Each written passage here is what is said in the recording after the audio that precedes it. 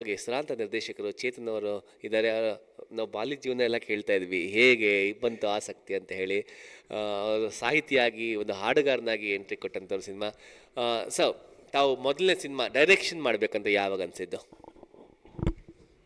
Actually ನಾನು ಬರಹಗಾರನಾಗೆ ಮುಂದುವರಿಬೇಕು ಅಂತ ಇದ್ದಿದ್ದು, ಆದರೆ ಆಗಲೇ ಹೇಳ್ದಂಗೆ ಒಂದೊಂದು ಅವಕಾಶಗಳು ಒದಗಿ ಬಂದಾಗ ನೋಡಿ, ಇಲ್ಲಿ ಅವಕಾಶಗಳು ಬಿಡಬಾರ್ದು. ಅದರಿಂದಾಗಿ ಆ ಥರದ್ದು ಕೆಲವೊಮ್ಮೆ ಆಗ್ತವೆ. ಸೊ ನನಗೆ ಒದಗಿ ಬಂದಂಥ ಅವಕಾಶ ಅದ್ದೂರಿ ನಂತರ ಧ್ರುವ ಸರ್ಜಾರ್ ಅವರಿಗೆ ಕತೆ ಹೇಳುವಂಥದ್ದು. ಬಹುದ್ದೂರ್ ಸಿನಿಮಾ ನನ್ನ ಡೆಬ್ಯೂ ಸಿನಿಮಾ ಆಗಿ, ಆ ಸಿನಿಮಾ ಅಂದರೆ ಕತೆ ಬರೆದಿದ್ದೆ ಅಷ್ಟೇ. ನಾನು ಒಬ್ಬ ಬರಹಗಾರನ ಕೆಲಸ ಮಾಡಿದ್ದೆ. ಆಗಲೇ ಹೇಳ್ದಂಗೆ ಅರ್ಜುನ್ ಸರ್ಜಾರ್ ಅವರು ನೀವೇ ಯಾಕೆ ನಿರ್ದೇಶನ ಮಾಡಬಾರ್ದು ಅಂತಂದರು. ಅಲ್ಲಿ ತನಕ ಕೂಡ ನನ್ನ ತಲೆಯಲ್ಲಿ ಆ ಭಾವನೆನೇ ಇರಲಿಲ್ಲ.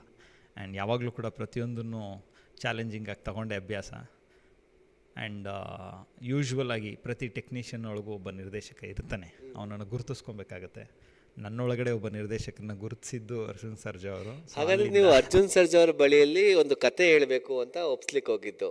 ಸೊ ಅಲ್ಲಿ ನಿಮ್ಗೆ ಟರ್ನಿಂಗ್ ಪಾಯಿಂಟ್ ಕೊಟ್ಟಿದ್ದು ಅರ್ಜುನ್ ಸರ್ಜಾ ಅವರು. ಖಂಡಿತ